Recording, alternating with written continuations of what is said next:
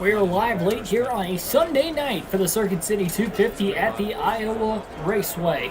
It is going to be a fun race, short track racing on a Sunday night on the channel for the NASCAR Heat 5 Career Mode for the NASCAR Xfinity Series. No qualifying or practice entering tonight's race. We'll see if Schneider can get right back on track. We have had 10 different winners so far this season, and it has all happened within the first 13 races, 14 now, I guess. So we'll hop on into this race here tonight. Thanks for everybody tuning in. Like, share, and subscribe for more daily NASCAR content. Joey Logano fan, welcome to the stream as well. Hopefully we have... Yep, we do. Okay. Making sure we have audio for some reason. For whatever reason, I would plug my headphones in and it wasn't completely muting the sound of anything else that was running. So we are good. Without further ado, we're going to hop on into tonight's race.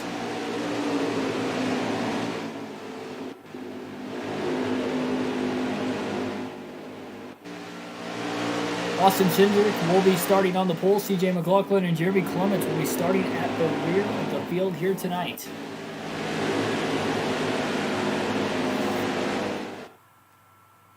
All right, be smart out there. Going green. Pause it real quick and get the chat up on... There we go. Chat wasn't showing up originally. DB Forever 85, Joey Logano fan, welcome to the stream. Congratulations to Alex Bowman winning today's Cup Series race at Richmond as well. And now the green flag is in the air. We'll race it of our own on a short track here, again, at Iowa. 250 laps. Let's see how this is going to go. Patrick Shadley, XY Games, welcome to the stream.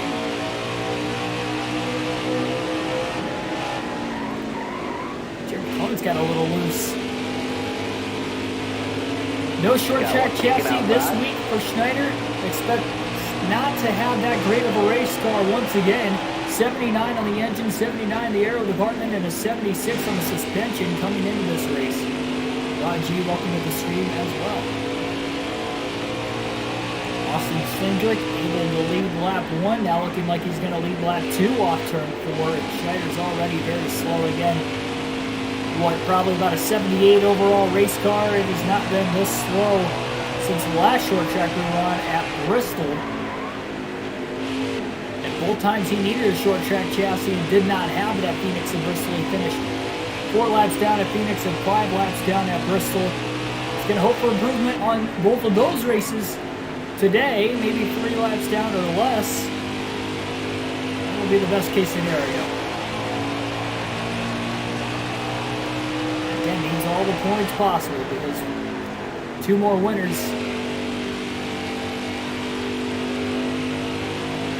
Schneider's going to get booted out of the playoffs. Harrison Burton just picked up his 4th win in the first 13 races of the year. On an absolute tear, can he go for back-to-back and maybe get 5 wins already on the season here tonight? That'll be another one of the watches. Trevor Grimes, welcome to the stream.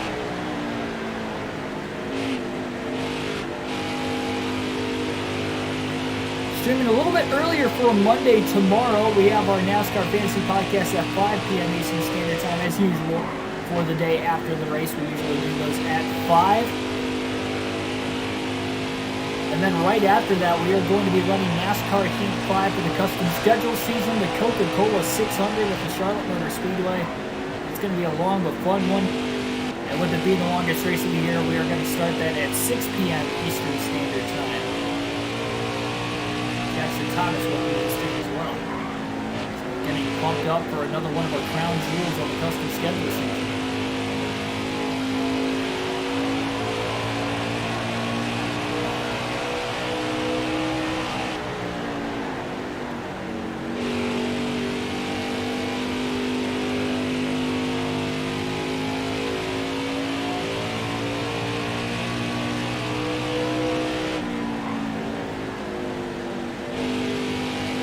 Very slow, 6 seconds back from the 35th place car of Jeffrey Earnhardt already.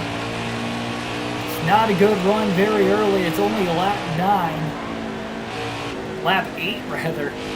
Now it's lap 9 for the leaders. Ryan Sieg is taking the race lead away from Austin Cindric. Sieg leads his first lap of the race. Another driver who hasn't won this season. Be troublesome for this 99. They're already coming off of a poor performance in the last race at Michigan. 25th to 30th the whole race. Just on normal speed. Got spring break this week. Nice, nice. Enjoy your week off.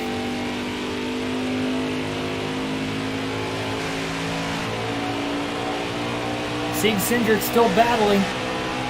Well, Sieg is taking the race lead away. Cindric is not letting him pull away right now.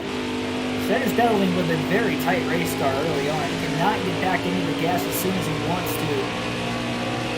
Struggling mightily with the handling.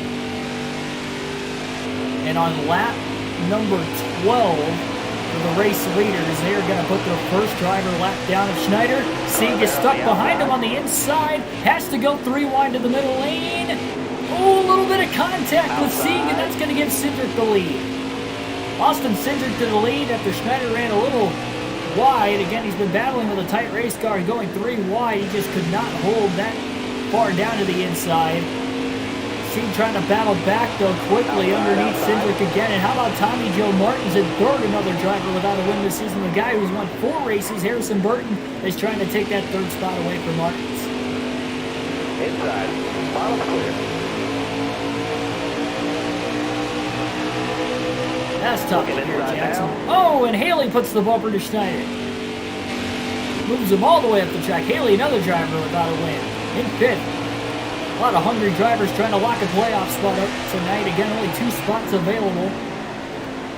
And if they all get filled up, you're going to need 2 wins to clinch a spot at that point. Only Harrison Burton's got more than 1. Burton's the only guy who knows 100% he is locked in.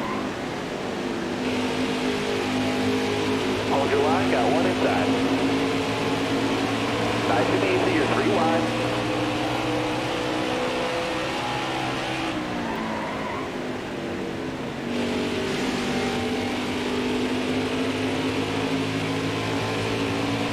She was able to get back around Cindric.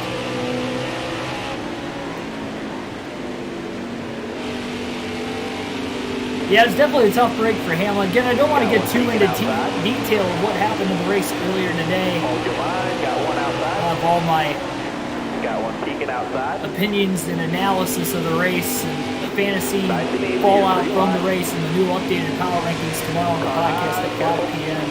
Eastern Standard Time. And if you can't catch it live, my goodness, Randy Brown just booted Schneider out of the way as well in turns 3 and 4. 12 seconds behind the 35th place car of Cesar Outside, outside. You're all clear up top. Unbelievable how slow he is. Billy Kramer, welcome to the stream. Yeah, Got a car high now. All right. Clear outside. Cap 24, welcome to the stream. Car high. Yeah, that was pretty cool to see Bowman. Especially as shocking as he did. Honestly, as shocking of a win as what I think Ryan Blaney's win was back at Atlanta, where you had, 1 to 2 drivers dominating most of the race. I guess in this case it was 3, Truex, Hamlin, and Logano. Somebody else just steals a win that was fast all day, but not as fast as those 3. Kind of like when Blaney would add the 2nd or 3rd fastest car at Atlanta, but Larson was just that much further ahead of everybody else. It seemed like nobody was going to catch him. Bowman didn't deserve that. I thought he did. Bowman deserved the win. He put himself in the position. And he drove away from Hamlin after he got around him, too. The only reason he came close his last 2 laps was because of lap traffic. You can't say Bowman didn't deserve it. Bowman had a top 5 car all day long. He was just back in traffic on multiple occasions due to, I think, didn't they have like a pit road penalty or something earlier in the race? They had to restart towards the back, and then it started mid-pack, too.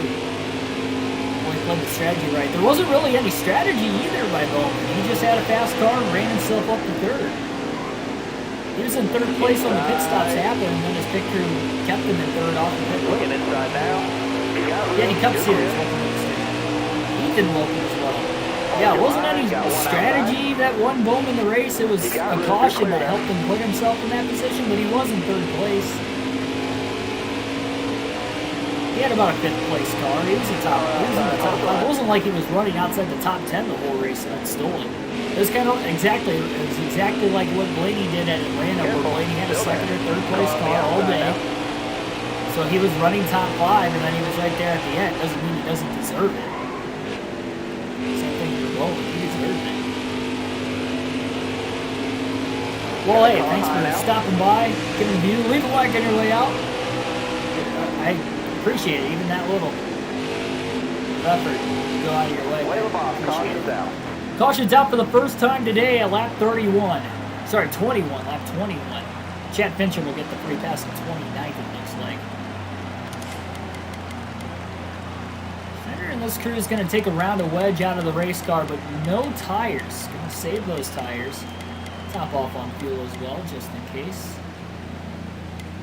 Why not? Baccarella, Jeffrey Earnhardt also going to pit for fresh tires.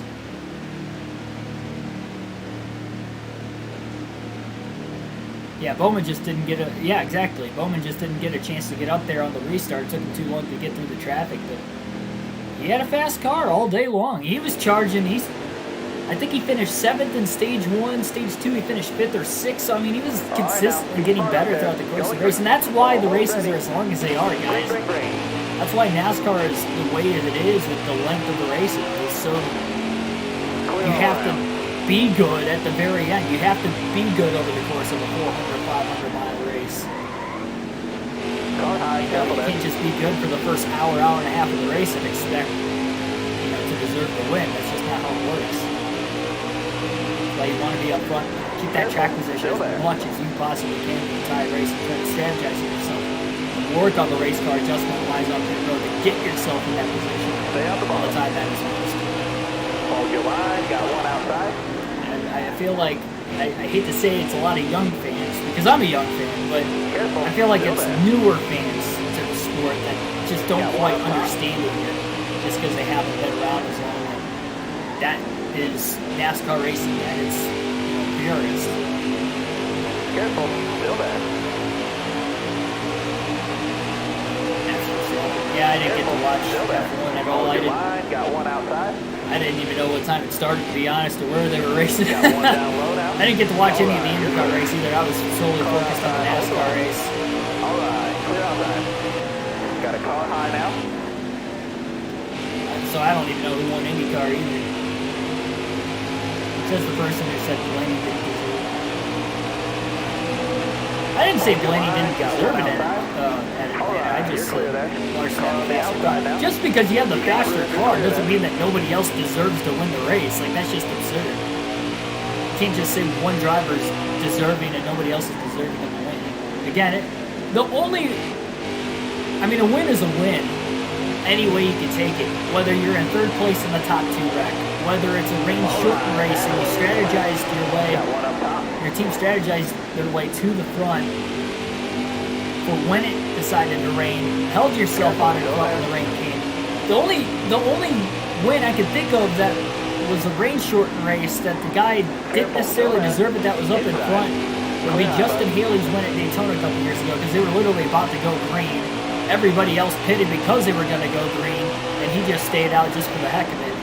I don't think it was so much strategy-based. I think he just stayed out, and they were going to end up pitting when went green because he didn't have that many laps of fuel left. And Joey Logano's first career win as well was kind of similar to that. I don't know if many of you guys remember that, but his rain-out win at New Hampshire in his rookie season in 09,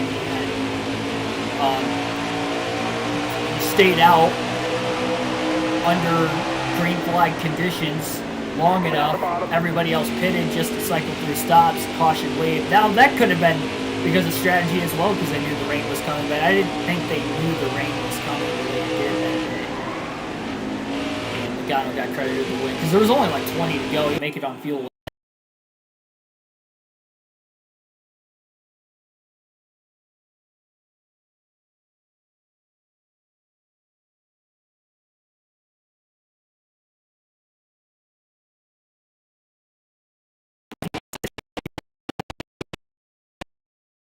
You could say, if you want to say that won Bowman the race, that also costed Hamlin and Logano the race. So you can't, because it was the same exact strategy. So whatever the case is, however way you slice it, you got to give credit to whoever wins the race 9 times out of 10.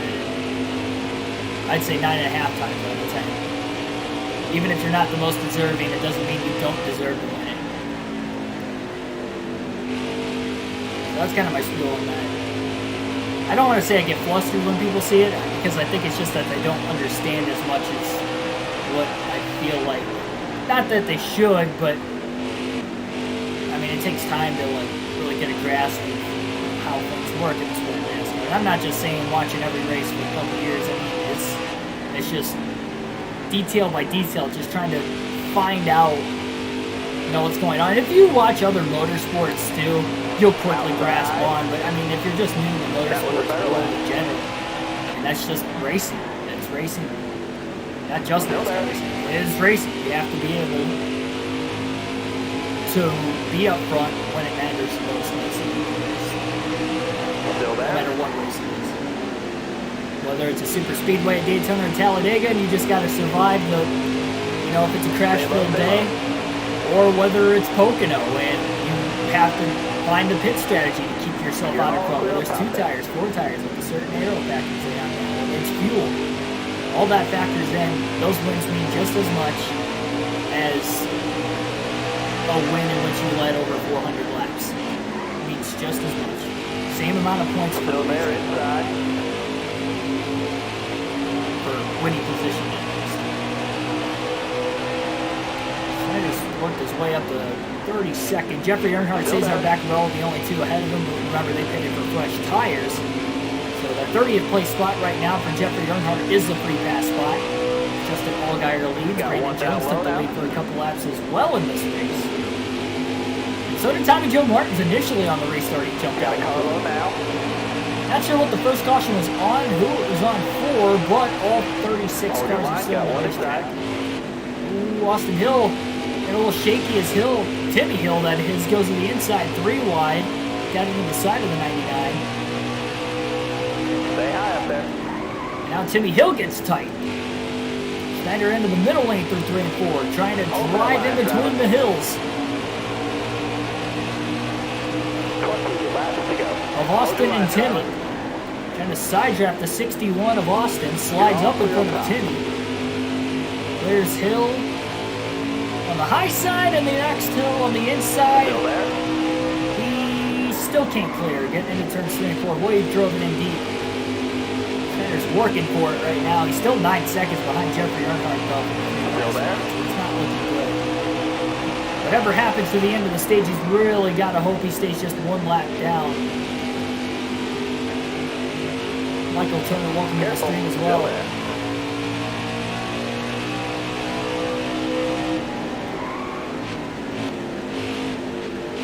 Don't hate Bowman. No, I know you don't hate Bowman, but I just wanted to make it clear that he deserved to win the race, and any driver in that situation would have deserved to win it. Even if they were running 20th for the race or something like that happened, they stayed out to lead the last couple laps. A win's a win. Because he fought hard to stay on the lead lap all day to put yourself in that position if the time ended up happening the cards are running right. Stay low, I would have stay said low. the same thing.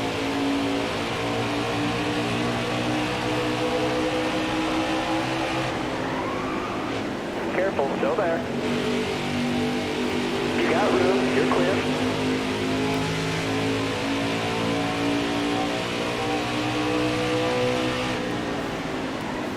Schneider did not take tires under that pit stop, but he did loosen the car up quite a bit. It is mad loose right now. I've seen him slide all over the racetrack. 16 laps to go in stage 1 for Justin Allgaier, who actually won a stage in the last race as well a couple of nights ago. Back when we were at Michigan. Won stage 1 in that race. Pearson Burke went on to win the entire race, and Brandon Jones, I believe, won stage 2. Yeah, you guys can comment down below, though, about the actual IndyCar Formula 1 races. I missed out on it, so I have no clue what happened in any of those, but I'm going to save all my thoughts and comments. Majority, I wanted to get that little spiel out of the way, but that wasn't really talking much about the race, so I don't want to go into detail about that tonight. I'll just repeat myself tomorrow. make it worth for you guys to. Careful, still Had a there. good fantasy day, I'll say that much as well. Clear A lot of bud. people did in the league. It seemed like it was a good week for most of us.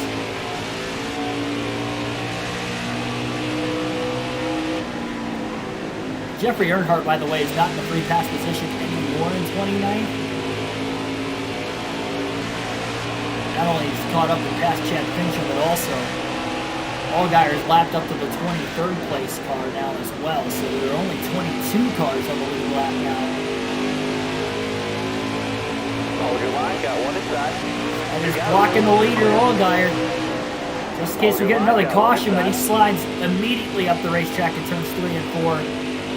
That car looks like it's about ready to spin out one of these times. He's got to put a little bit more wedge back in the car, maybe just a half a round. He was mad tight until this adjustment was made. Now he's just too loose.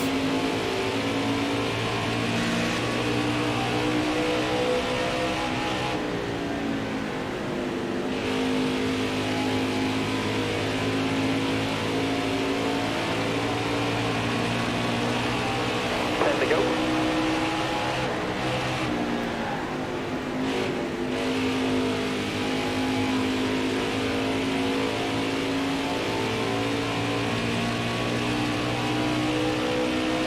Yeah, it definitely would have been between Hamlin and Logano if the caution didn't wait for sure.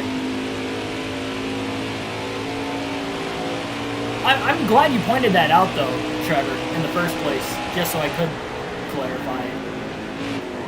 Yeah, I totally get where you're coming from. That he wasn't the most deserving, but I feel like other people would say that he didn't deserve to win.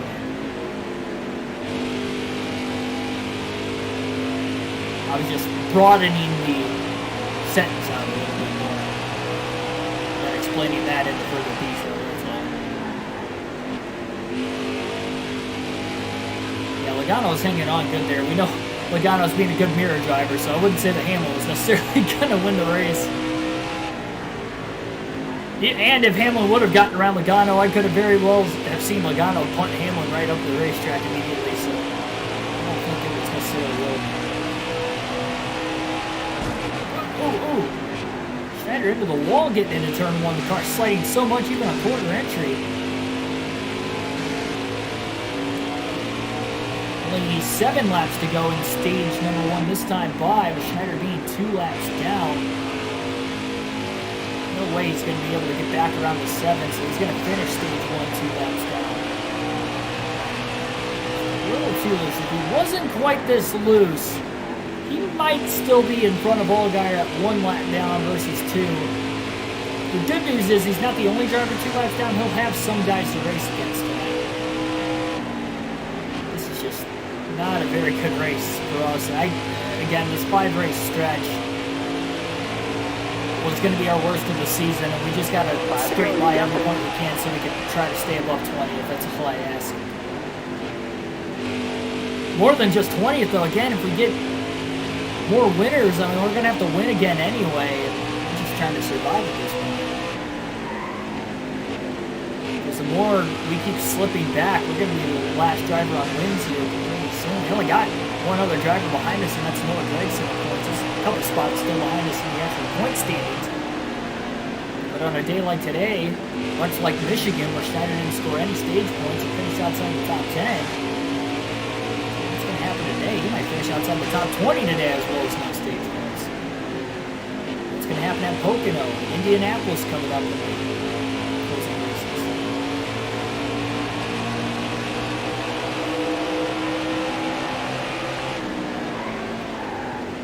He drove deep underneath back row, or about as deep as he could go without the car spinning out. Again, it has been mad loose. And Allgaier has done a great job pulling away on this restart from Cindric. Really didn't think Allgaier was going to be somebody to contend for the stage 1 victory. Thought it was going to be Cindric, Sieg, maybe even Tommy Joe Martin was going to close third. Oh, trouble! You got room, you're clear. Car on the inside holds up the leaders and a couple other drivers for position. I believe that's Anthony Alfredo in the 21 for RCR, who has blown up on the inside of the track. No caution, we stay green.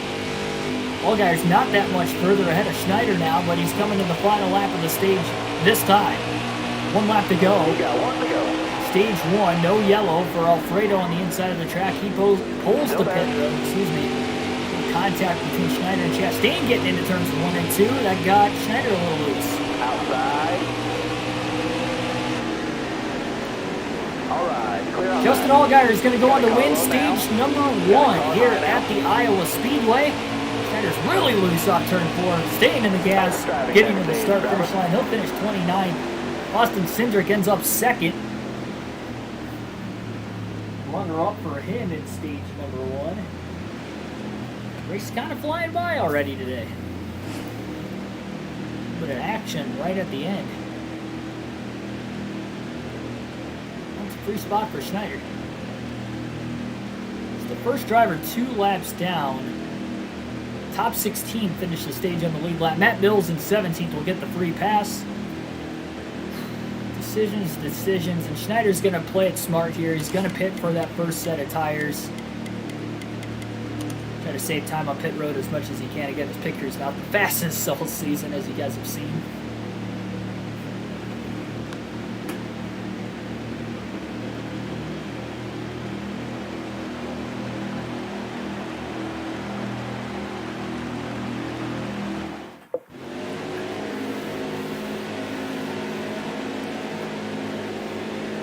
We're going green. Almost ready now. Nick Stack, welcome to the stream. Inside. How's it going, Nick? Green flag back in the air. Allgaier leads the field to the green, 58 laps as we start the second stage. Brandon Jones quickly trying to look to the inside up towards the front, but it's Allgaier hanging on about a half a lap into the restart.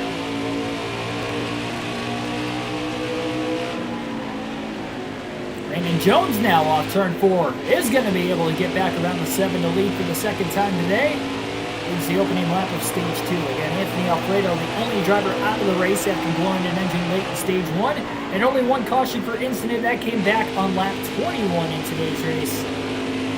Not even halfway through the first stage. 17 drivers currently on the lead lap, and we've had 5 different leaders.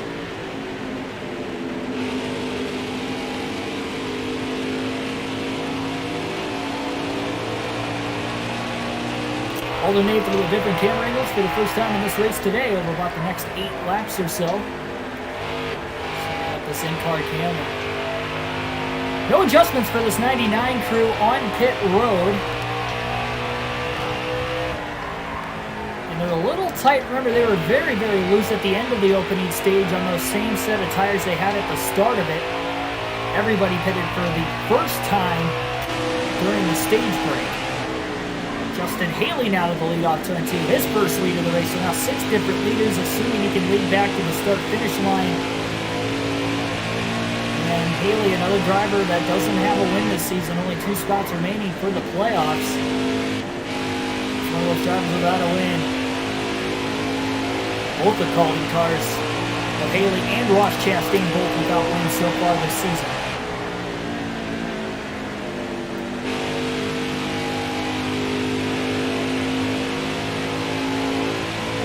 A little bit later Sunday night stream. Of course, what happened in the race today? I know the race got over a couple hours ago. If there was no race today, we definitely would have streamed a lot earlier. We'll go back to the earlier start times again tomorrow at 6.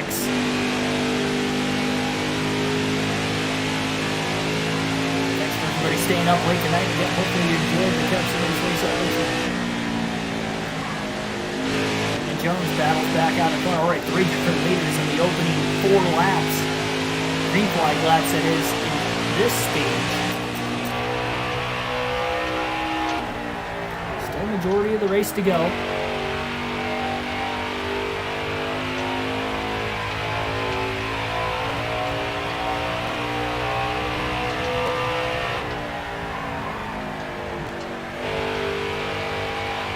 Joe Martin's back out in front. Daytona Talladega at the front of the field with all the lead changes, not only throughout this race, but again early off the restart in stage 2.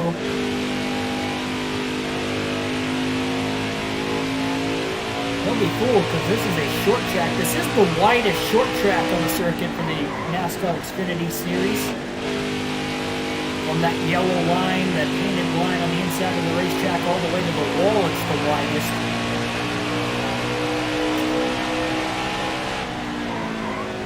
Just over 3/4 of a mile in total length.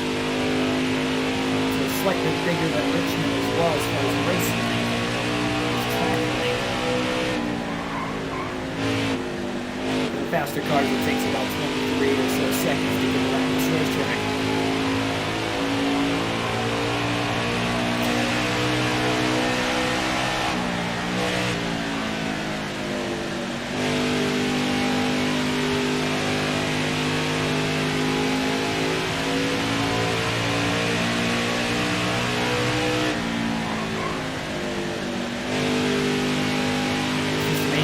This car is. It's not as bad as what it was at the start of the race before they made that adjustment during the first caution of the race, but you can see the race leaders are about to come back and lap him for a third time already today, just giving about another lap and a half. Martin's going to the outside and 1-2 as Brandon Jones kind of closes that gap a little bit on him. Great action throughout the battles for the lead. Justin Haley in place. Again, not going that far away. And I believe that's Noah Gregson back and forth. He hasn't led yet today. Actually, he's the last driver in points of everybody with a win so far this season. Martins goes high. Schneider up high to block. Brandon Jones to the inside will take the race lead. And Haley, for a second time, moves the 99 up the racetrack. And Haley also clears Martins for second place in the process. Here comes Gregson. Looks like Schneider's going to be a moving chicane once again. Got one down low now. Jeff Green up inside the top 10. Seeds still up there in 5th as well. A lot of underdogs performing very well in tonight's race. Tommy Joe Martin, man. That'd probably be the biggest upset victory this season. We saw 2 races ago at Charlotte when Jeremy Clements went to victory lane.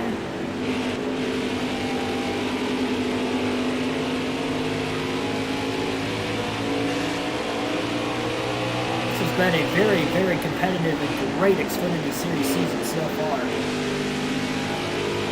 Got a car coming inside. These days we're going to show up at a short track with a short track chassis. We're going to be just as fast as these guys. But until then, you're going to be seeing us running outside the top 30 whenever we go to a short track, just like we did at Phoenix and Bristol already this season. Luckily, this is only the third one. This is race 14. The next short track is right back at this track again at Iowa. Unless you consider, New Hampshire being a short track.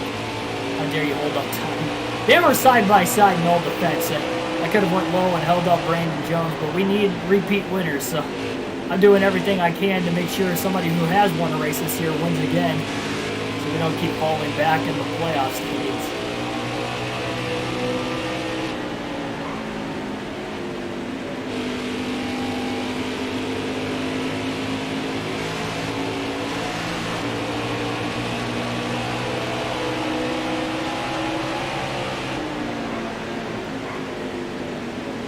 Worst finish of the season is still a 34th at Phoenix back in race 4. It's 10 races ago. Looking inside now. They're trying to stay to that middle and upper lane. Riley Hurst, Ross Chastain gonna get around. Martin's leading here in stage 2 is definitely concerning. It's not just that Martin's leading, it's that Haley's in second. Jeff Green is up inside the top 10, up in 6th, and then 5th place we also saw Ryan Siemens led laps tonight. All right, you're clear. He's running 5th. Any one of those guys can win and put Schneider back to 11th in the playoff grid. The driver behind him in points as well. Inside.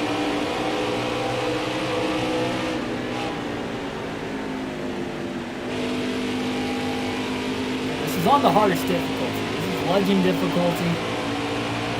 So having about a 77.5 overall race car maybe 78 at the most. It is not working out too well. Again, 79 overall on the engine, 79 overall on the aero, and then a 76 on the suspension.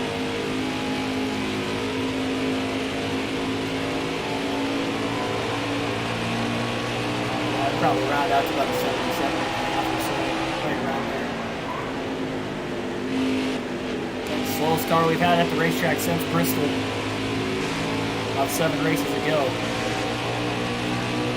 Schneider, although he finished 5 laps down in that race, he did finish 18th position-wise here at Iowa today. I don't think that's going to happen, but a lot of it is the cautions played out maybe a little bit better. Not perfect, but better at Bristol versus here at Iowa. We only had 1 caution per incident. That's it.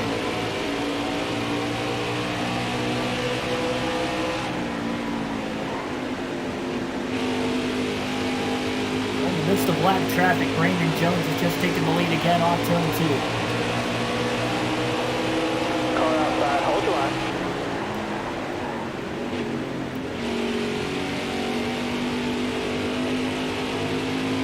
Good news, if any, is that the 99 team still has 3 sets of tires left the rest of the way. They will have to pit for tires at the end of stage 2, so that will give them 2 sets left for the final stage.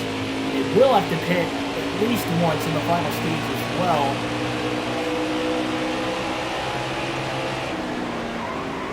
Which would consist of 130 laps. Still there.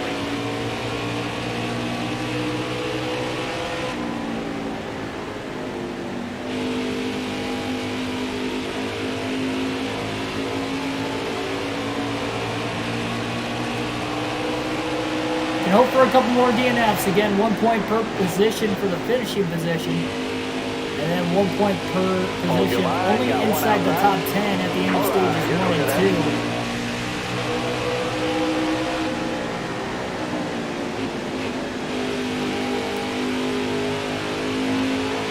2. Nobody else DNFs. This is definitely capable of a career worst finish. Kenny is not DNF this season. He DNF'd once in the Truck Series. One and only Truck Series season he had on the career. He won the championship.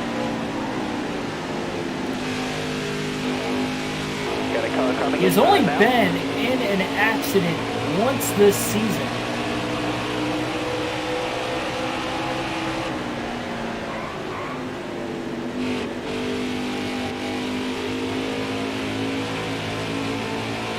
A couple races ago.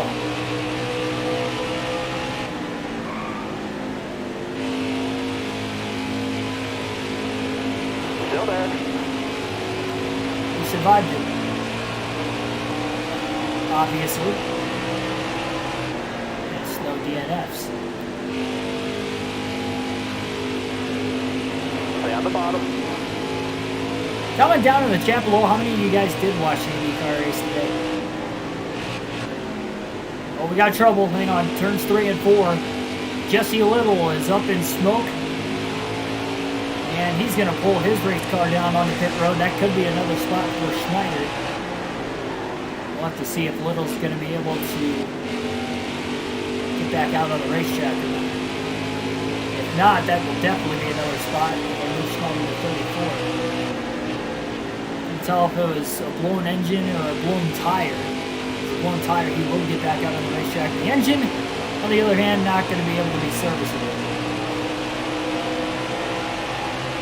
Schneider's got the spot for a moment. I'll give him another lap or 2 to get back on the racetrack. If he doesn't, Jesse Little's day has come to an end.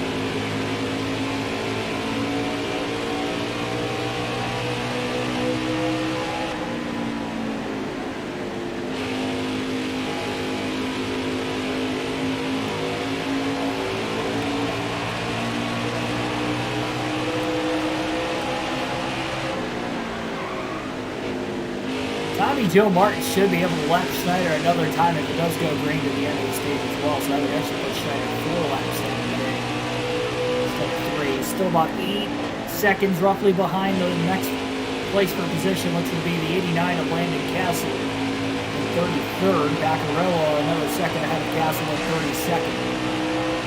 Those guys are 3 laps down. Little has blown his engine, he is done. Michael. The second driver to retire from the race, along with Fast Pasta, Anthony Alfredo.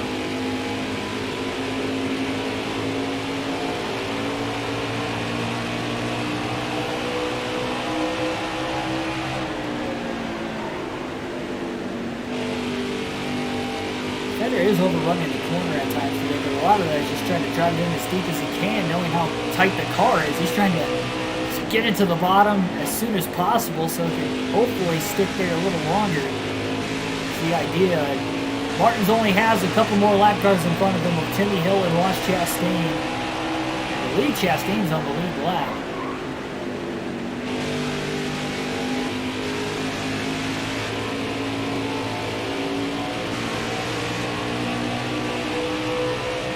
Actually, it might be Matt Mills in the 5. If that's the case, Mills is definitely on the lead lap. He got the free pass over the stage break. 17th.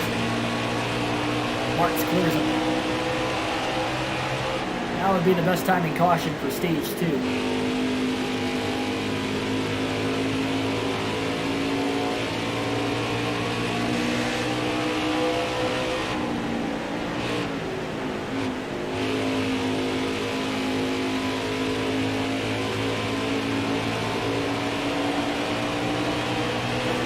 Laps to go.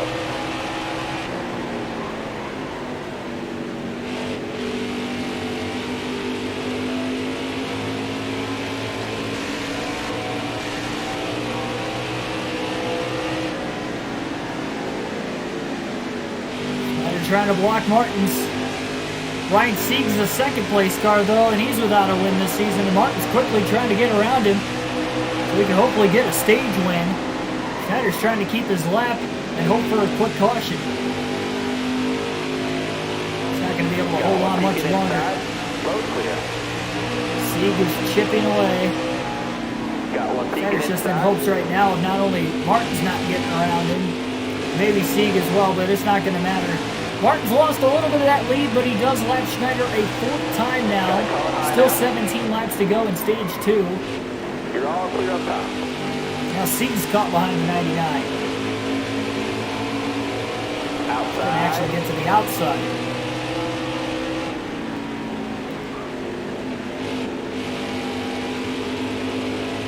Martins also gets around the 16th place car, Jeremy Clements, throwing him a lap down. Quite a ways back to the 3rd place car. Still there? Really unable to see who that is right now. It's Brandon Jones in the 19th seat. Brandon Jones is in 3rd.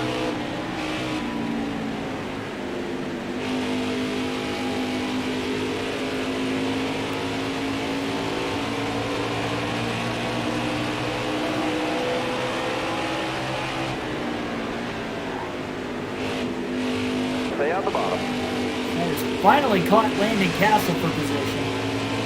He's also 4 down, so that's a plus sign.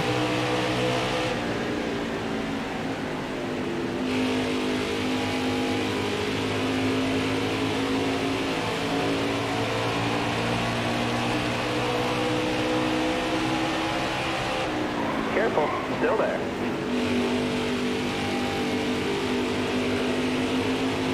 Still there.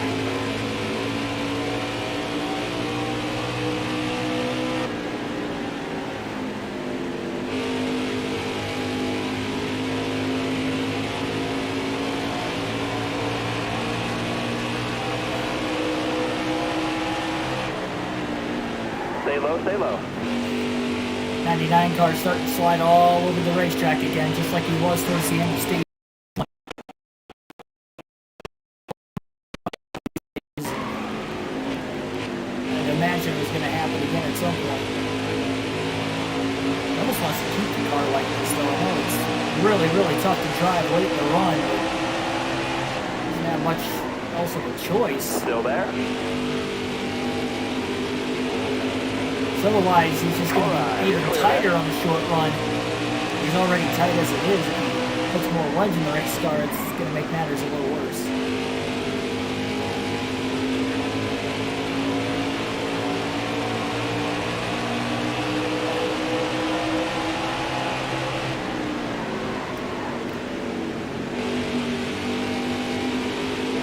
I'm just curious to see how many drivers Sieg and Martins are going to put a lap down before the end of the stage, because here's a net 15th riding back with Schneider.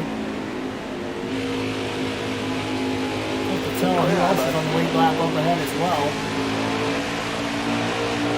Darius Marine, welcome to the stream. 10 to go, stage 2. Ryan Sieg a couple laps ago was able to get back around Tommy Joe Martins. Allgaier won stage 1.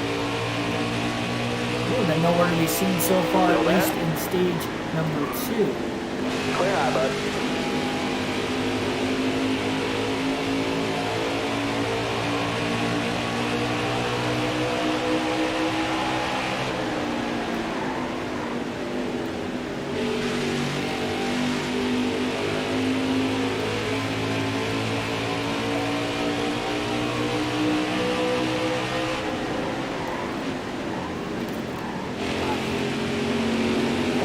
So loose, and then he got even looser when the left side tires got onto the apron.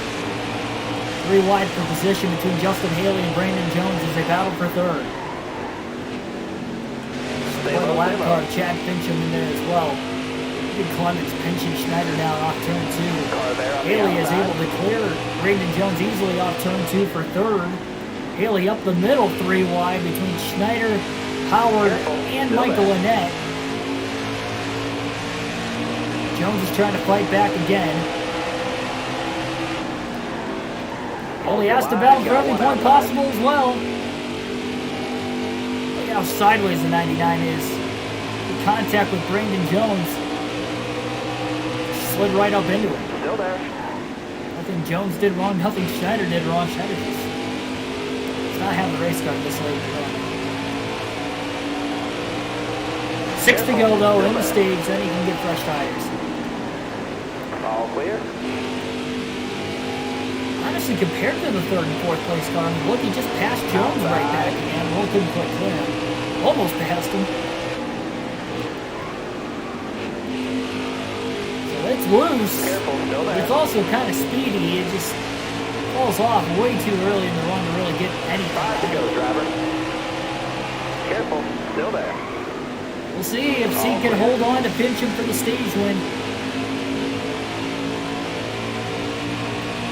I think we got a very good chance of getting another new winner tonight. Again, it's on a short track. It's not a road course or a super speedway. Most of the, I think we would say, wild card races will be. That was a better lap. So we did just run his fastest lap of the race that last time at the line.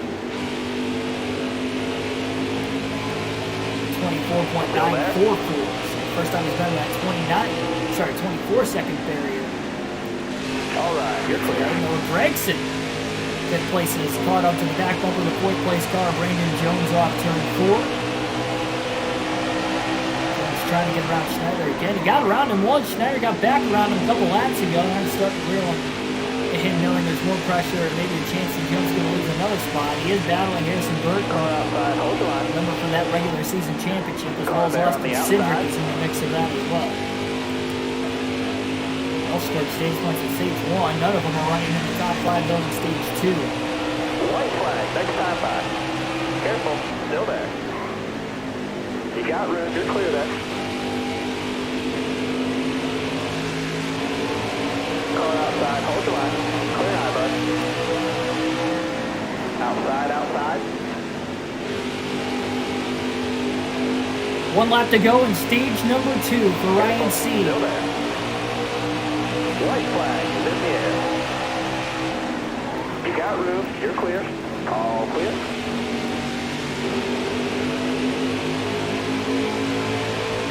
Jones and Gregson still battling off turn 2. Green, white checkered flag in the air for the second time tonight. Ryan Sieg will win stage 2 after passing Martins with about 10 laps to go in the stage and driving away from him there late. No points that stage. Just like in stage 1, Schneider finishes 29th in stage number 2, but instead of 2 laps down, he is now 4 laps down.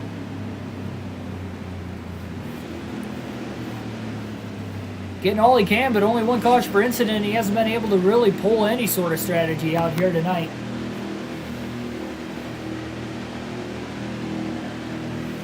He's just going to play it safe and elect the pit right here as well. Can't blame him. And no adjustments once again. Ray Black Jr. in 11th will get the free pass. Here's Sinjak finishing 10th on the stage. Allgaier, stage 1 winner, finished 9th in stage 2, and 4-time winner this season, Harrison Burton, finishes 8th. So they really fell back. The top 6. The only drivers with a win is Brandon Jones with 1 way back in the season opener at Daytona. Noah Gragson, handful of races ago, got his first win at Bristol, running in 4th. Starter has the green flag in his hand. Almost ready. Flag gonna wave. We're back underway. 3rd and final stage here tonight at Iowa. Ryan Sieg won the race off pit road, gets the restart out in front. Hold your line. Again, no adjustments on this 99 car. He'll keep it loose on the long run. It's been a handful, but it's faster. That's for sure. Got one up top. Oh, he slipped right into the 07 of Ray Black Jr. off turn 4. Pass down, has to go. This time by. You can see that just getting up to speed. Careful, still there. Sieg's still holding on out in front. 2 by 2 for the most of the pack. Seen a little bit of 3 wide tonight. It looks like they are 3 wide middle of the pack between Joe Nemechek, Austin Hill, and Josh Williams for a split second. Wide all the way at the back of the pack as well in between. Even further behind those guys we just mentioned. Nearly 4 wide. Definitely 3 wide. They almost went 4 wide off turn 2 until they realized they probably weren't going to make it. Let's not do that. Take the risk of ending our day midway through the race. We're in the final stage, but we are barely past the halfway point. Couple laps.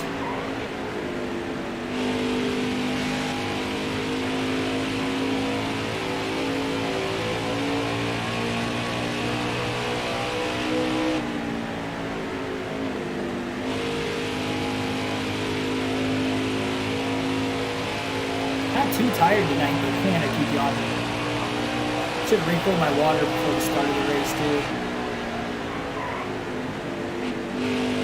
Had some Buffalo Wild Wings tonight, so I had some spicy wings. I don't think I've kept up on cooling myself off before the start of it. I've had a couple waters since I started eating.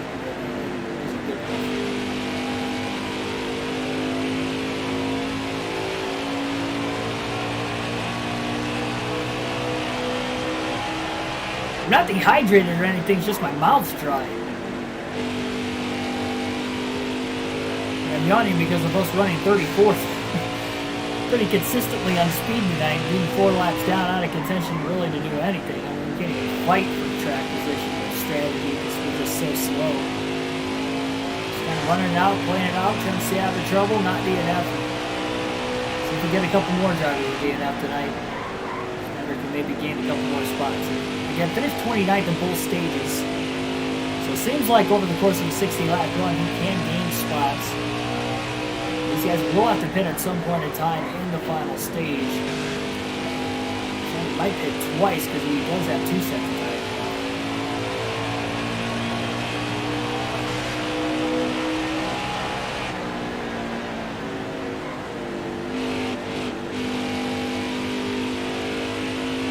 Almost looks like the pack is split into 2. Look at the track map on the lower left-hand corner of the screen.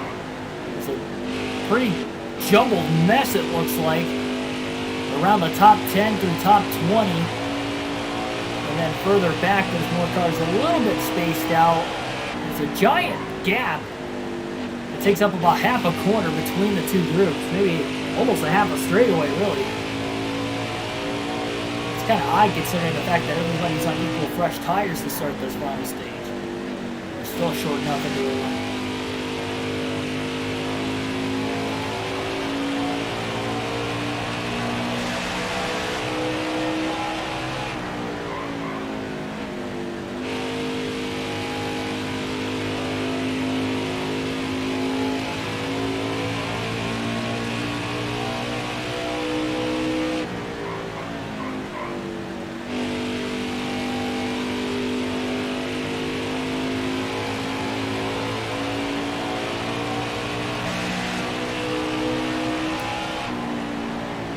How many of you guys are pumped for Talladega next week? I know I am. Shipping out here in 5 days. A little less than 5 considering I'm leaving at 6 in the morning. So countdown is below the 90-hour mark now for me on my road trip to Dega. I had a blast there just for the Cup race last year. I'll be there for both the Xfinity and Cup race here this season. Granted, that was a playoff race, it's a regular season race, but oh boy! Strider got sideways off turn 2, trying to pick a lane to block C. And here comes Martins. There's Cindric battling back to third. Strider's going to let Cindric go. Gonna try to pull up to the outside quickly, and let's see. And Martin's trying to battle it out up ahead. Trying to hold them up as much as he could. Giving Cindric the run. It looks like Briscoe's up to 4th. He might be a lap down though, I'm not entirely sure. I know Michael Annette is definitely a lap down.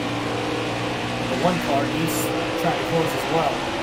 All battling around Justin Haley and Harrison Burton. No, Burton's on a lead lap. Trying to get inside the top 5 to get outside. 4th still. Outside. You got room, you're clear there. Car there on the inside. Net on the inside, Briscoe on the top. Briscoe is on the lead lap, in front.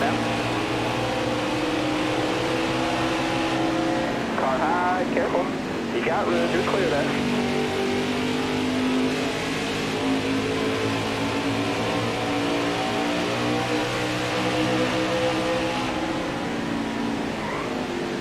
Got one peeking inside.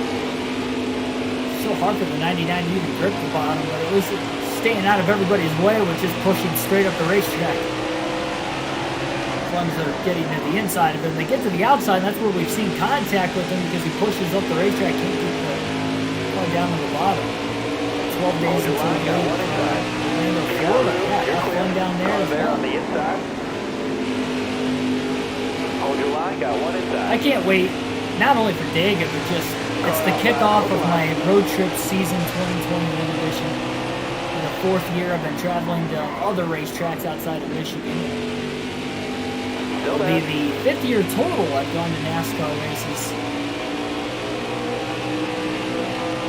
Even through COVID last year, and obviously COVID this year too, keeping that streak alive. And I'll be going to more races this year than what I have any other year before that. Most races I've ever been to in a single season was 2019. I went to 6 races.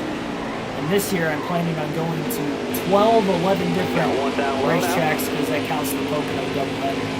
That's not counting Xfinity and truck races. That's just 12 Cup races. Most of the races I'll only see the Cup race just to try and not necessarily save money, but just save time down there because I can only take so much time off of work throughout the course of the season. So I'm taking a lot of leave Saturday before the Cup race, watch the race on Sunday, and come back Monday kind of thing. So we're doing that for a lot of them this year, but there are a few races I'll be there for the full weekend, like this week at Talladega. I'll be there for both races. When I go to Dover a couple weeks after that, I'll only be there for the Cup race. But I will be gone until Tuesday, but that's because I'm going with a couple of friends. We're going to Adventurous Day the Monday after the race before we come back on Tuesday. Yeah, I'm not leaving until Saturday for that one, so I'm not going to be able to catch the Cup race.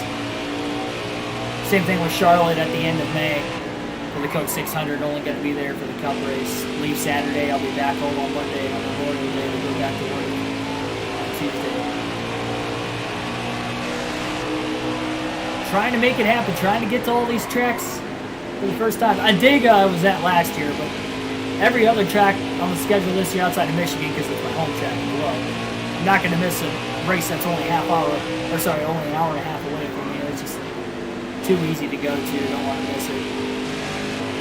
But yeah, outside of Dega, every other track's going to be new. And then Bristol too, technically, but I didn't technically count Bristol off my checklist yet of tracks I've been to because I was only there for an all-star race, an actual points race. And that, the Bristol, everybody wants to go to the Bristol Lightning. Definitely can't count that off yet. Got a car coming inside now. It's going to be a busy year on the channel. Going to an Indy 500 plus point. I do plan on going to the Indy 500 at some point in time. Especially with only being 4 hours away from Indianapolis. I've not attended one yet. The only time I was in Indianapolis ever was for the Brickyard 400 in 2018, and then I'll be there for the Brickyard 400 again this year.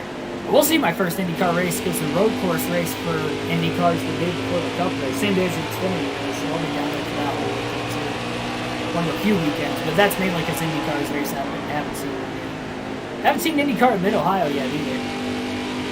One of those people also saying they should go back to Michigan. I'd be down for going to that. My home track, way too close to not go and see it.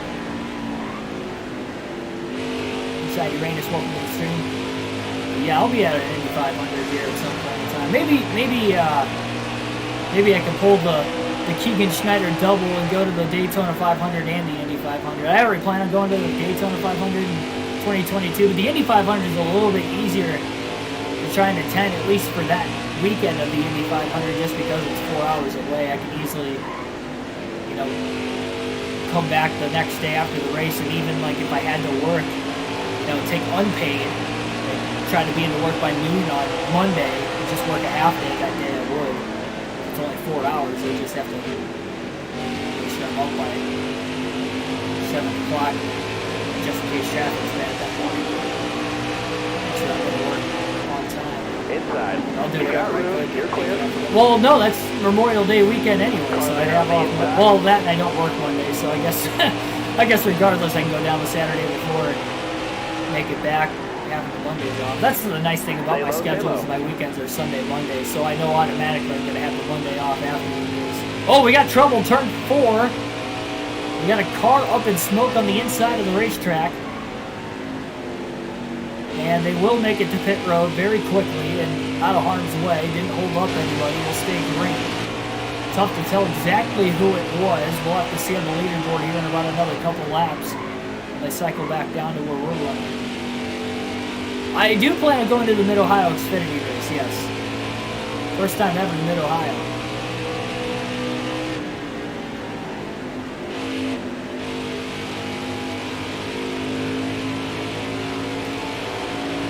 Got a lot of surprises on the channel this year, that's for sure.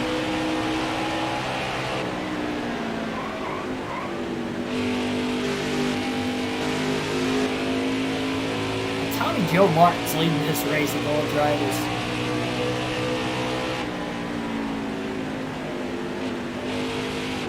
If we get 11 different winners, and we still got both the Collie cars without wins, that means one of them are going to miss the playoffs. Unless they both win, and they can finish in the top 12 in points of the drivers with a win. Chastain's better in points than what Haley is. Haley came into this race right around 10th, 11th in points. Ross Chastain is 7th.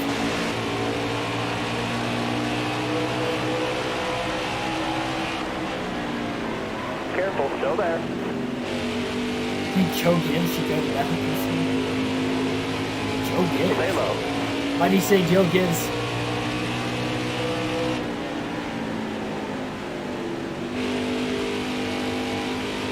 That's such an odd question. The good news is that this is a short track, despite the fact that we're 5 laps down, nearly 6 laps down, because Tommy Joe Martin's is closing very quickly behind Schneider again. Hill's even outrunning us at 18. Justin Haley was the driver with the issue. We were just talking about the Collie cars not winning a race. Well, Haley has been inside the top 5 all day, but his day is going to come to an end.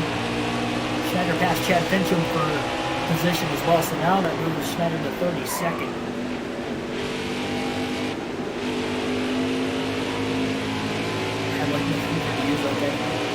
I get it. Hamlin be choking these wins away left and right.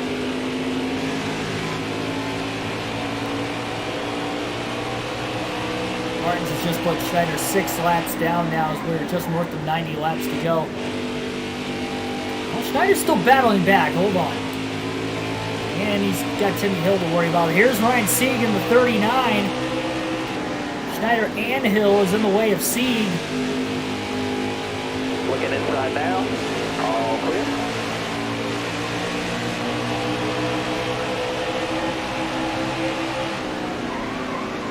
Still only one caution per incident this entire race. Schneider gets around Timmy Hill himself as well, staying in front of Sieg and allowing Tommy Joe Martins to pull away.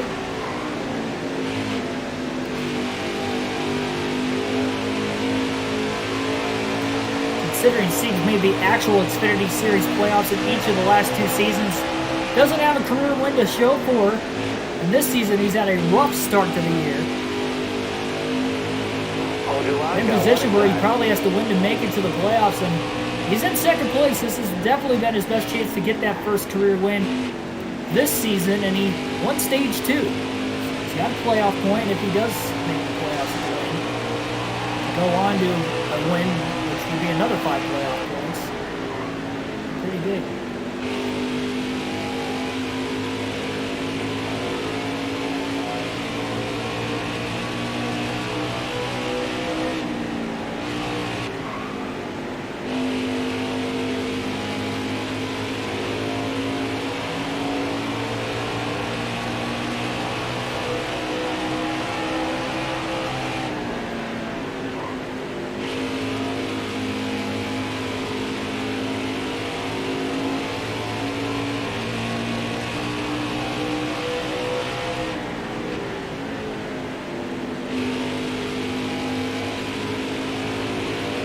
Remember, it does seem like Ryan Sieg has a better long-run car than what Tommy Joe Martins as well has. They both have good long-run cars in general, but Sieg seems to be faster. Remember, he caught Martins with about 10 laps to go in stage 2 to win the stage, and we didn't get a single caution for incidents, and we went the full 60 laps green.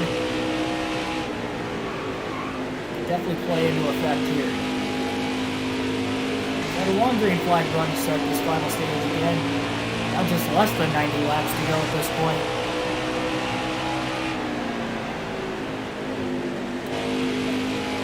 We'll go about 30 more laps on fuel. Take them to right about that 60 lap mark. To the end, wonder if we'll have some guys split it in half perhaps as well. It's definitely possible. Caution could be the last. Careful, still there.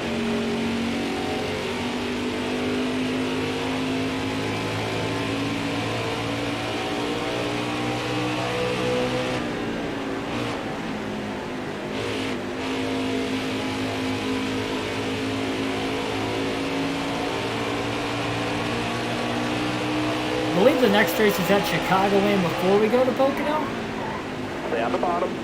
Might be able to breathe a little bit for 1 week before going to Pocono, which we're probably going to struggle at because of the longer racetrack, kind of like we did in Michigan. So at least we can get one competitive race in this 5-race stretch, just to struggle the next 2 at Stay low, stay low.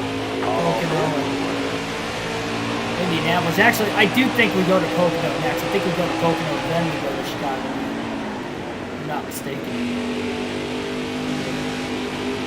Third place car lost to Cindric. Schneiders get really loose off turn 2. Trying to get those rear tires to grip up. Got a car coming inside now. He's going to let Cindric go. He's hoping Cindric can run down the top 2. Big wish and a big hope at this point.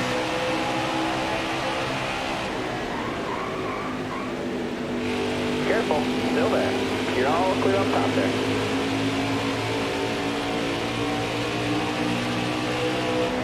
Caution. Back her down. For just the second time today, the caution will wait. Oh, Martins goes around! Tommy Joe Martins has crashed from the lead. Oh, you've got to be kidding me. What a tough break. Brandon Jones gets the free pass in 10th with less than 90 laps to go while leading in the final stage. Tommy Joe Martins has spun from the lead. What a day he was having. No, I was at Watkins Glen a couple years ago. I'm only going back to Dega because Dega is absolutely amazing. And other tracks have been amazing I've gone to, but even more amazing is Talladega. Everybody's got a pit here. These guys should be right on that window to making it to the end of the race. Keep your head on straight. Ready. On fuel and tires, it'll be close. Green flag back in the air. Final stage underway. Ryan Sieg restarts from the lead after Tommy Joe Martins spins from the lead. Careful, still there. I mean, that's just unbelievable. Got one down low now. Header got tight into the side of Chad Fincham on the restart. Careful, still there. Watkins Glen was pretty neat too. I'll always cherish that as being my first road course race because that was definitely a memorable race. Inside. First of many races I've gotten to see Chase Elliott win the Cup Series of. The guy's only got 11 career Cup Series wins. Doesn't include the All-Star race, but I've seen him win the All-Star race last season. Saw him win that day at Watkins Glen. I've seen him win at the Charlotte Road. I've seen him win a lot. I see Harvick win a lot too. I've seen Harvick win twice at Michigan. Seen him win at Darlington for the Southern 500 last year.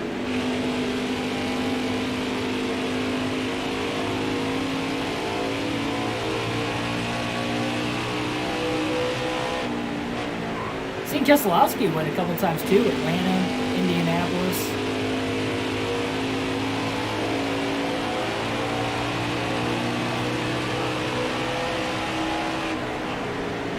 Saw Alex Bowman get his first career win at Chicagoland. I've seen Martin Truex Jr. win once at Kentucky. Who else have I seen win?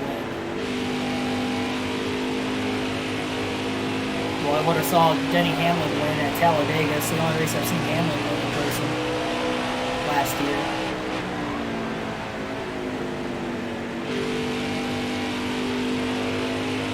Going out of order, so it's hard for me to remember off the top of my head what races happened I stayed to do it. Saw Clint Boyer win at Michigan before. The spring 2018 race he won on a rain short race. So didn't get to see Clint Boyer win a race. That's rare. He's only got 10 career wins. His entire Cup Series career. I was there for his final career win. In fact, if you think about it, I guess I just now put that together. I saw Clint Boyer's final career win. First one for the 48 Ally sponsor. Isn't in California anytime soon. I'd like to go there next year if I can. It's going to be tough though going to the Daytona 500. It's going to depend on where California falls on the schedule. If I have a couple weeks between that and Daytona, I could, but if it's like the next week after, I'm not going to be able to make it. Unless I get like a massive amount of money between now and then that I don't have to worry about working a full-time job. That would be an absolute miracle if that happened, so yeah, I'd probably not be able to attend. I'd like to go see the race at the 2 mile track before it turns to the short track. That's been one of my favorite racetracks to watch on TV. They had some good races, especially the last 10 or so years. Great finishes. Yeah, but I haven't been far out west. I mean, Chicagoland's as far west as that. I've only been Central Time Zone twice. That's for a race at Chicagoland in 2019, and that was for Talladega last year. And then Talladega again a couple weeks. It's barely, and that's like barely Central Time Zone. That's more south than anything else. At least Chicago's like straight west for me. I did see Matt Kenseth win once in 2015 at Michigan, my first ever race.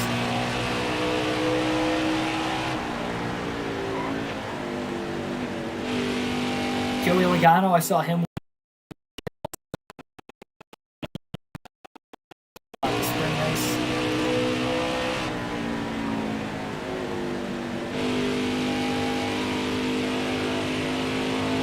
Yeah, paved Martin for pretty much. Interesting to see how that goes. I think those are all the drivers I've seen there.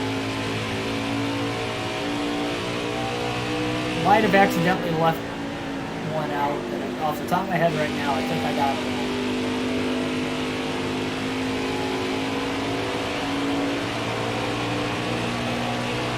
Never got to see Jimmy Johnson win in person.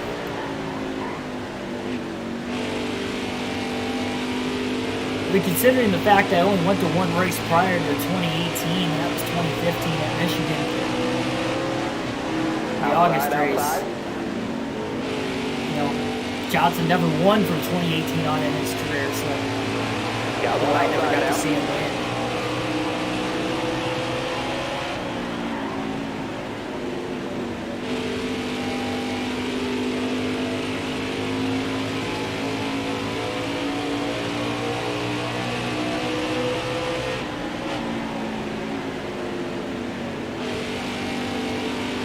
I would like to see the short track race at Auto Club at some point in time too. But only one more chance to see the 2-mile race. That'd be two different racetracks. At least I'm glad I got to see Kentucky and Chicagoland before they went off the schedule. So it just means I got a chance to see an extra racetrack and won't be there like we have the schedule. Inside. A lot of the leaders starting to get back around. Harrison Burton the third. The DNF, the Tommy Joe Martins and Justin Haley have now gotten Burton even higher in the running order. Can he go back to back? How about Jeff Green back inside the top 5, getting around Will Gregson for position, sliding under the Spencer's now 7 laps down here today at Iowa. On the outside now. Austin Cindric has taken the race lead away from Ryan Sieg as well. Got one peeking outside.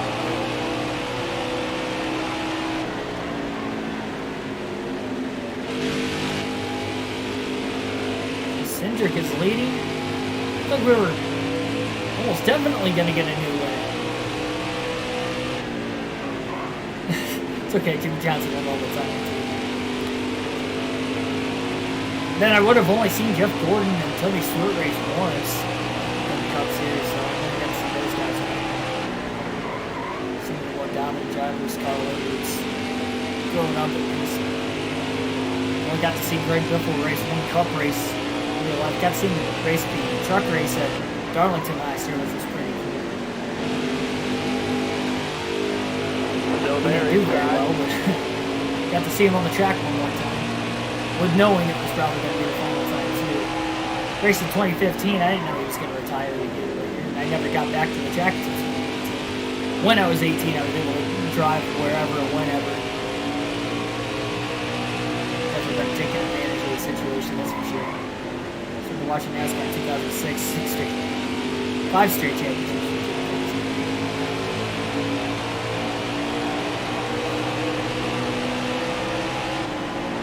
That's pretty crazy. To think that was one of the more competitive times in the sport as well.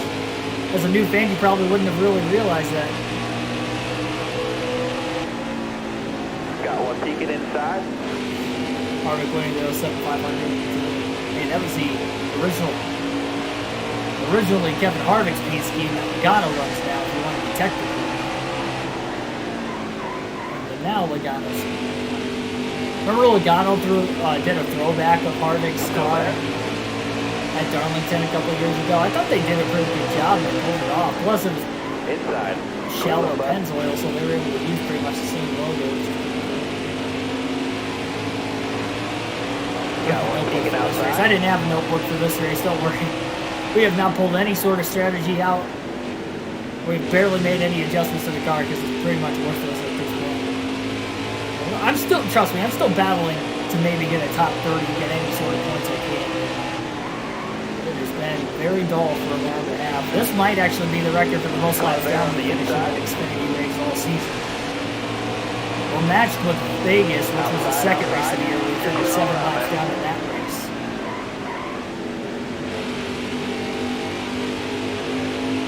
We also finished in the top 20 in that race, which obviously haven't here today. Ran anywhere close to 20. The highest we've ran in the order has been 29. Inside.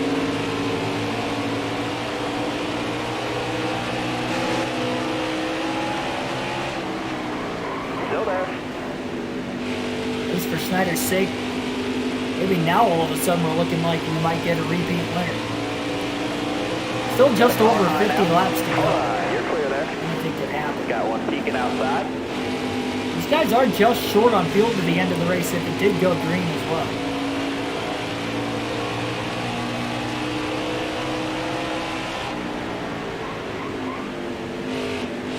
Yeah, that 2007 500 was definitely one of the best Daytona 500s I can remember, like, actually watching live.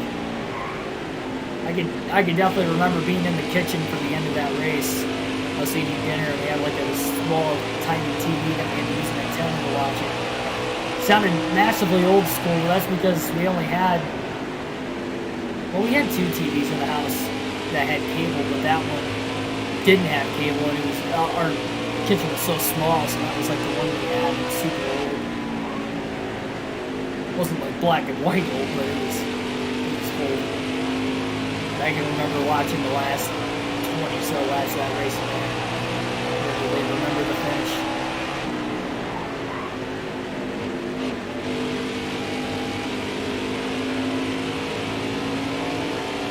Definitely one of the Daytona 500s I actually remember watching, like, the entire race. Like, I've gotten asked before what was the first race I've ever watched, or that I can remember watching. I honestly don't know, because I've seen so many races. I've basically been born into the sport of NASCAR, or at least watching it. And I can remember where I was for that race, and I would have only been 8 years old technically, so pretty impressive.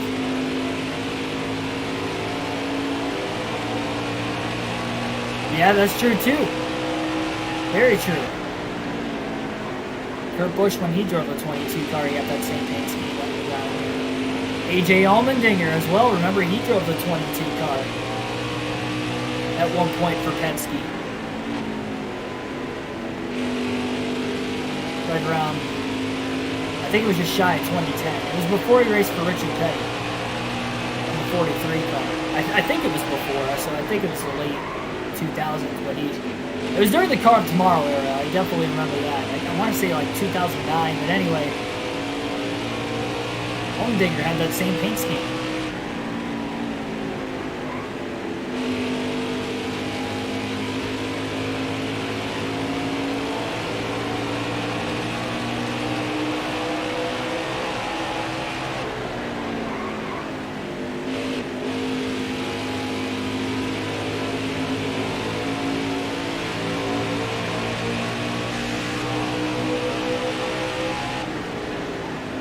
I guess Logano's technically the 4th person to have that speed. Well, Michael Waltrip had a Pennzoil race car back in the 90s when he drove the number 30 in the Cup Series too. So Michael Waltrip was the original Pennzoil driver. The original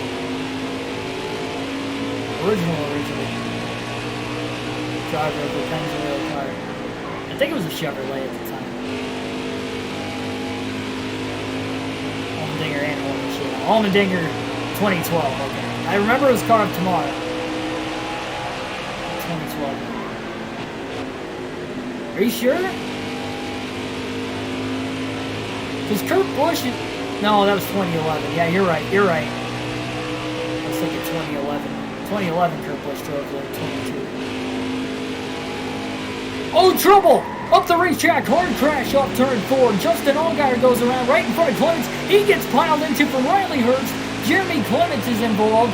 A huge wreck right in front of the race leader, Austin Cindric, and now the caution finally waves. Another caution here tonight, and a hard crash for Justin Allgaier. Schneider was just able to miss it to the inside. And with just less than 50 laps to go, our third caution of the night.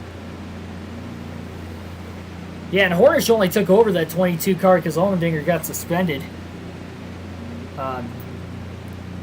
Failed the substance abuse policy.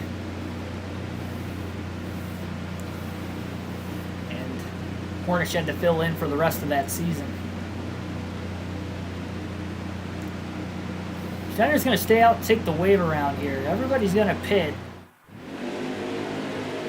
So get him to 6 laps down. This will cycle him to 29th on the restart. All right, man. You're coming Which is to the as green. high as he has ran all day long. Hammer now. That was right before he was about to lose a lap to Cindric. Cindric did a great job missing that wreck. He would have been the second leader in the wreck in the final stage alone if he got involved in that one. Careful. Still there. Green flag back in the air again. I didn't want to top off on fuel because then we couldn't take the wave around. We're going to be really close to the end considering we are 6 laps down right now. We might be a couple laps short still. We'll see. Considering the fact we're 6 laps down, again, we don't have to run quite to the distance the rest of these guys have to run. We're 6 laps behind, so really there's 39 to go for us. We're about 2 laps short on fuel. One more caution, we'll be able to make it. And how about the rebound for Tommy Joe Martins after crashing with about 90 laps to go? He is back in the lead. Schneider finally cycles around all guy. So it shows you how many laps down he is. He finally cycled around it. Everybody is on fresher tires though, that's the problem. 28th. This is now as high as Schneider's ran all day.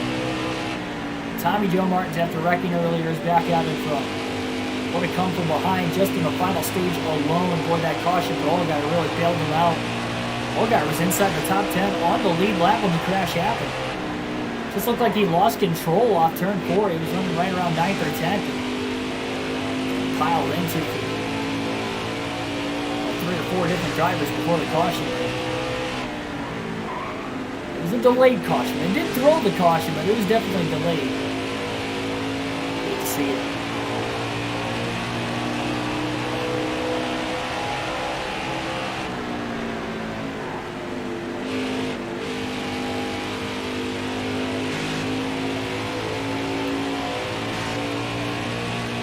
Schneider has one more set of tires left the rest of this race. In case you guys are wondering.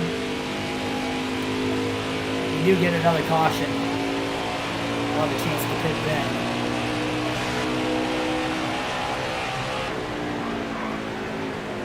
Considering we only have less than 40 to go right now, we probably need to loosen the car up a little bit more. Or it'll be the shortest run of the race to the finish. As far as tires, the 99 team the rest of the way from that point on. Most laps down, he's finishing the race is 7 at Las Vegas. He's currently 6 laps down with 34 laps to go for Tommy Joe Martins. Martins trying to get his first career win in the NASCAR Xfinity Series, trying to be the 11th ever winner this season. In just the 14th race is the 14th race of the season. Again, still the only multi-time winner is Harrison Burton, the guy with 4 wins this season. So yeah, I guess I would be right doing the math. This is the 15th race. I said the 15th race earlier in the day, and I just corrected myself to 14 by accident. This is the 15th race. It was my favorite finish of a NASCAR race. It's going to be a little biased, but honestly, Blaney 2019 or Blaney 2020 at Talladega, honestly. I'd probably say 2019 was better considering it was in the playoffs and he had to win to make it into the next round. Charlotte Roval was up there when he won also. With me being a Blaney fan, obviously it's biased, but it's because I'm a fan, you know, it's going to be great. The best finish I've seen of a race without my favorite driver involved was definitely the 2018 Chicagoland finish between Kyle Larson and Kyle Busch.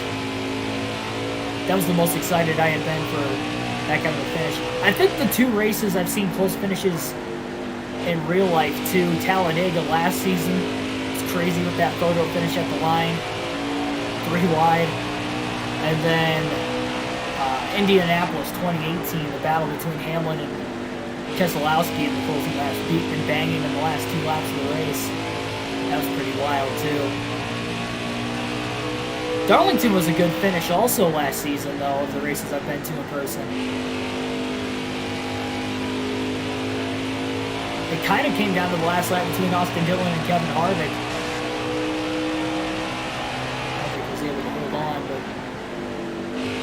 And then you had Truex and Elliott battling right before that, 2001. That definitely gives you chills going back and watch it. It really does. Obviously, the whole Dale situation, you know, that alone could give you chills.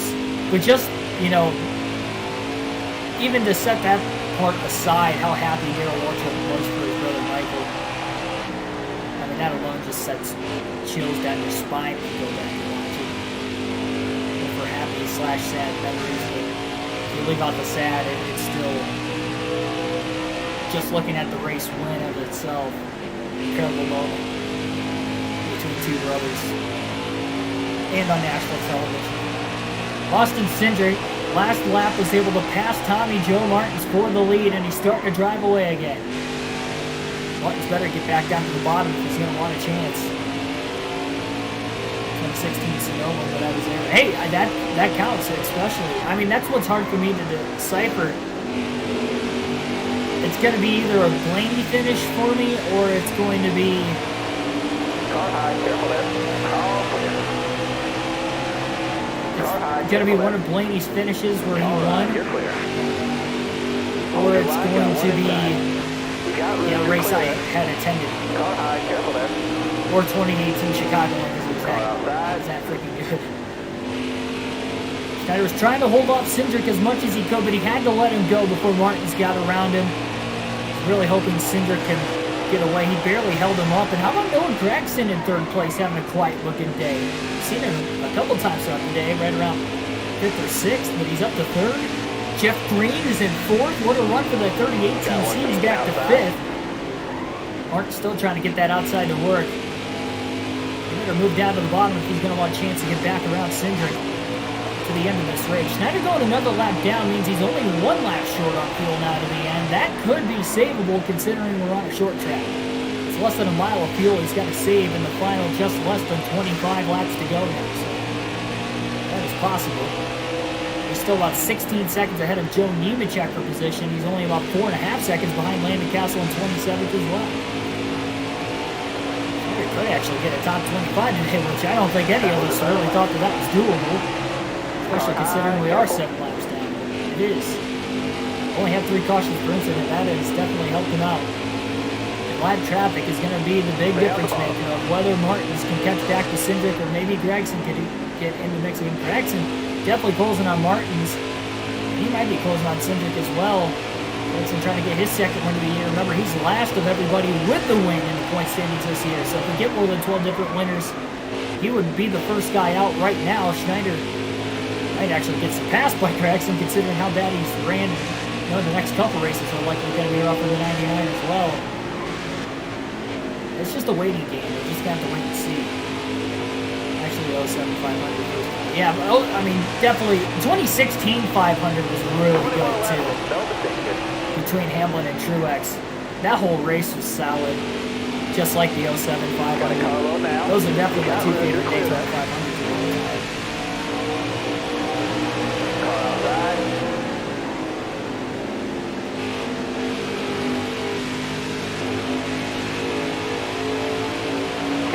Still there. Got 1 outside now. Jason Burton 6th. Not a win, but just again proving why he is the championship favorite. If he's not winning, he's majority of the time inside the top 10. I think he's only did that once this season. I think he's only finished outside of the top 10 3 or 4 times this year as well. Got a little loose in turn 24. Actually pulling away from Joe Nemechek right now as well. Car on the outside. About a second ahead of him in the last 4 or 5 laps. 3 wide for a split second in turns 1 and 2, with Burton going into the middle lane to get around Ray Black Jr. for position. He was in 7th. Great run for Ray Black as well. Schneider to slow car on the inside. Trying to stay out of everybody's way late. Cindric again trying to seal the deal with less than 20 laps to go. 17 laps left to be exact. He stayed green to the finish. Schneider make it on fuel.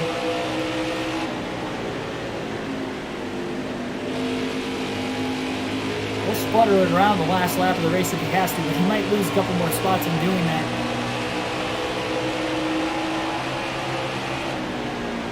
He's got one more set of tires left. If he was to pit,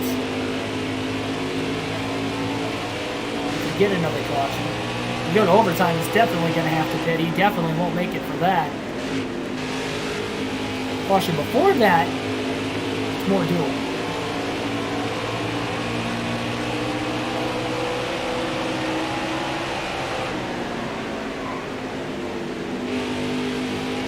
There's Landon Castle in 27th. Less than a second ahead of Schneider now. Laughlin 26, still 4.5 seconds ahead. He was 7 seconds ahead of Schneider. So Schneider can gain a hit as well.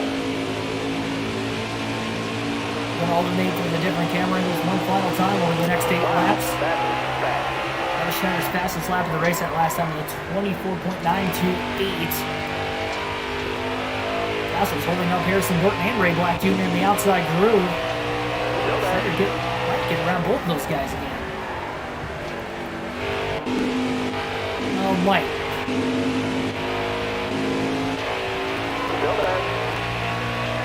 Still working on Ray Black Jr. Burton was able to pull away from him a little bit more. Careful, still there.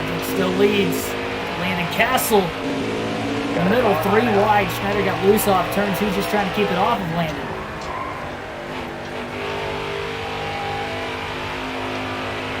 Seems the contact the first couple times Schneider was 3 wide, just trying to keep it off the car into the middle and upper groove. Got one peeking outside. Cindric has 1 win this season, as mentioned. You got room, you're clear. And he came at Dover about 4 or 5 races ago.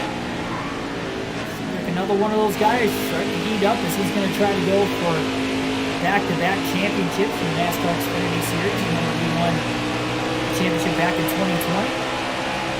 Right front tires wearing out quite a bit too for Schneider. We got trouble, turn 2. Somebody's up in smoke and stacking up the lineup. Boy, Schneider got loose off turn 2, trying to stay ahead of Joe Graff Jr.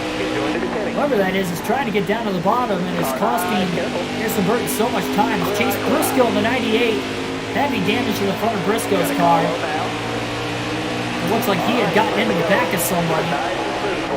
Again, we stayed green as he was able to make it to the pits. And again, that's a tough break because he was inside the top 5. He was in 4th the last we saw of him. Stay low, stay low. Been in the top 5 in points most of the year with that win at Vegas.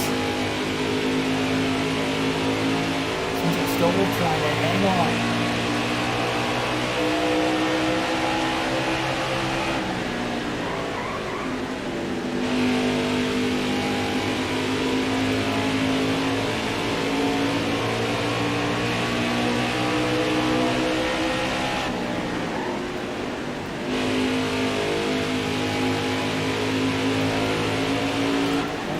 Whoa.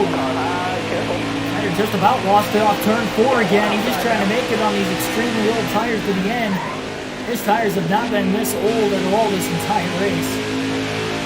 He's digging hard too because CJ McLaughlin's less than a second ahead of him. That's another spot up for grabs. David Starr's 3.5 seconds ahead for a possible 25th place finish. Schneider slides directly up the track. It's just amazing how much this 99 car is sliding around here at the end. 7 laps to go. He's trying absolutely to dig.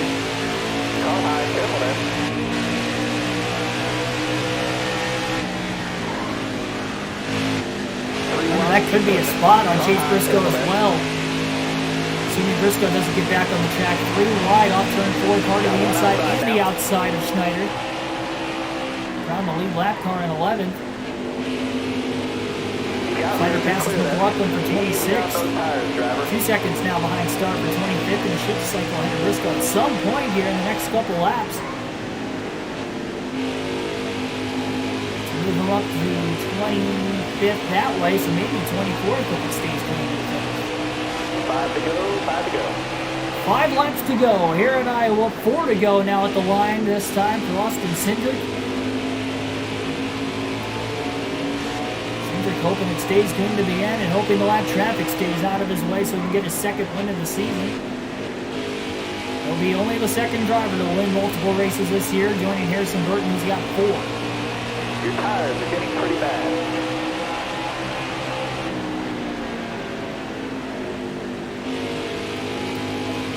Punch down to 10%. 3 laps to go now for Austin Cindric. All right, you're clear. Schneider just passed David Starr for 25th. Clear high, bud.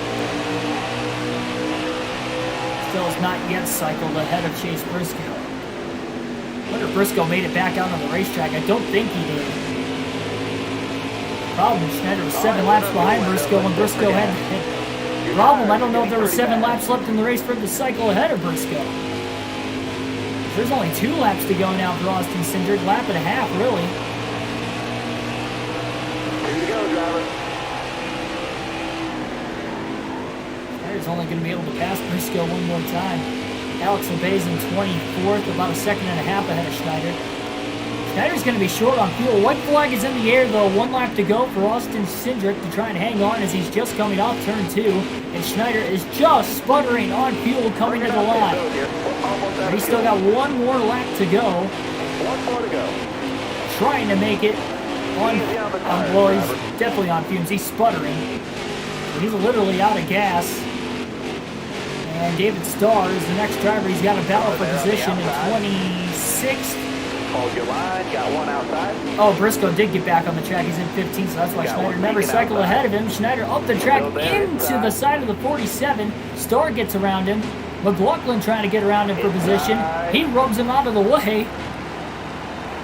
Schneider's losing spots here in the closing laps, but Austin Cindric has received the checkered flag here tonight. Schneider out of fuel for the final lap and a quarter, finishes 27th, lost 2 spots there at the end. Finishes a tied for the career low 7 laps down. Glad this one's over for my sake. Good Lord. Take a look at the finishing results. So congratulations to Austin Cindric getting his 2nd win of the season for Schneider. That does help. It is a repeat winner. Tommy Joe Martins with a very close 2nd place run. Came back after wrecking earlier, so definitely great resilience for Martins. Noah Gerritsen finishes 3rd. Michael Annette 4th. And Ryan Sieg rounds out the top 5. Sieg won stage 2. Looked like he might have been able to get it done with a lot of laps, but wasn't able to. And a great job by Jeff Green finishing 6th. Underdog, another underdog inside the top 10 there. Here's number 7. Great run for Ray Blanc Jr. finishing 8th. Brandon Jones 9th, and Jeremy Clements rounds out the top 10. With the top 9 finishing on the lead lap today. Nobody finished 1 lap down. Everybody finished 2 laps down or more if they were lapped. And again, Cindric was able to Briscoe was able to get back on the track. We lost 3 laps after that heavy damage he ensued in about the final 10 laps of the race.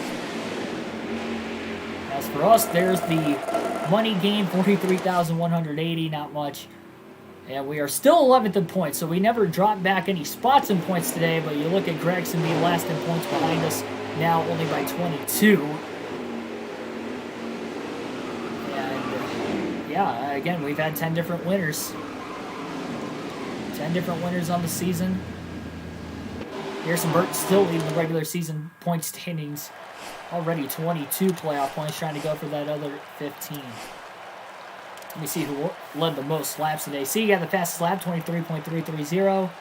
And, yeah, Tommy Joe Martins led the most laps, led 73 of the 250 laps tonight at Iowa. Great run for him, but 2nd place, not good enough in a position where he's likely got to win to make the playoffs. 14 likes tonight. Thanks for everybody hitting that like button. Didn't realize how many likes I ended up getting, so thanks for that. And, yeah, like, share, and subscribe for more daily NASCAR content. Do these full race live streams with a realistic broadcast every day on the young journey for me to becoming a broadcaster within the sport of NASCAR. As for this NASCAR Heat Flag Career Mode, though, we're going to see what we can upgrade before the next race, which will likely be on Tuesday, because we have the custom schedule race at Charlotte tomorrow for Coke 600, so definitely not going to do a doubleheader of that 600-mile race tomorrow. And we failed our incentive bonus. Tried to go for 3 top 15s in a 4-race stretch, didn't work. I could have went for 2.